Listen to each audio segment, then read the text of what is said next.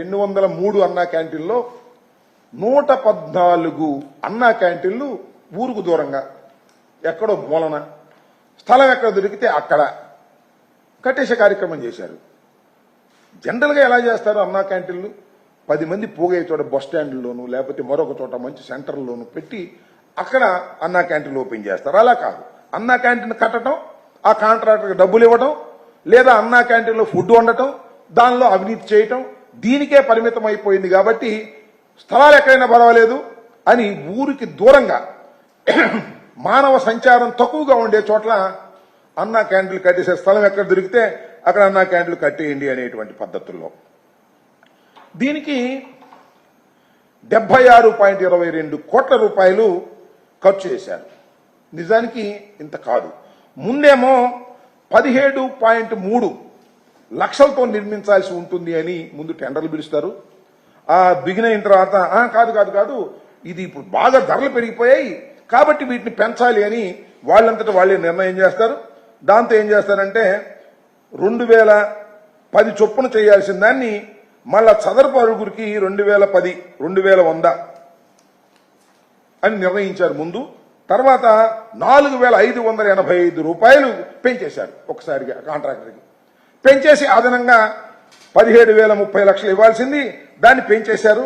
పెంచేసి 76.22 కోట్ల ఖర్చుతో దాన్ని నిర్మించారు.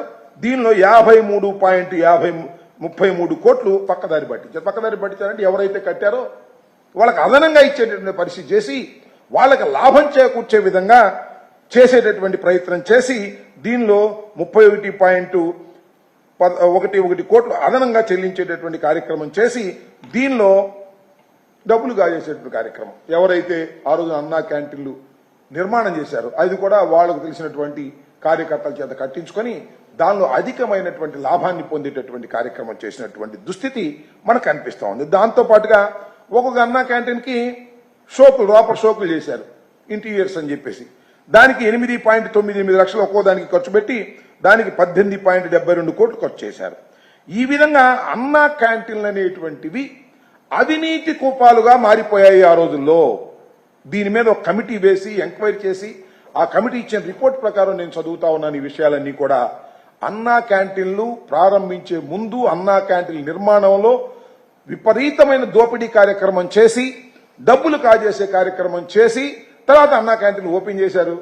అన్నా క్యాంటీన్లు ఓపెన్ చేసిన దానిలో కూడా ఏం జరుగుతూ ఉంటుందంటే అన్నా క్యాంటీన్ ఫుడ్ దగ్గర కూడా చాలా కష్టమైనటువంటి పరిస్థితులు ఏర్పాటు చేసే కార్యక్రమం చేసినటువంటి సందర్భాలు ఉన్నాయి. ఇవాళ చూస్తున్నాం మనం.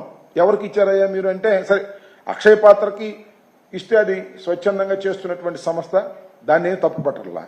అక్కడ ఎంతమందికి ఇచ్చారు అక్షయ పాత్రలో, మిగతా వాళ్ళకి ఎంతమందికి ఇచ్చారు బయట వాళ్ళకి, దానిలో వివరాలు లేవు. అంతా గూడుపుటానిలాగా చేరి చేసేస్తున్నారు.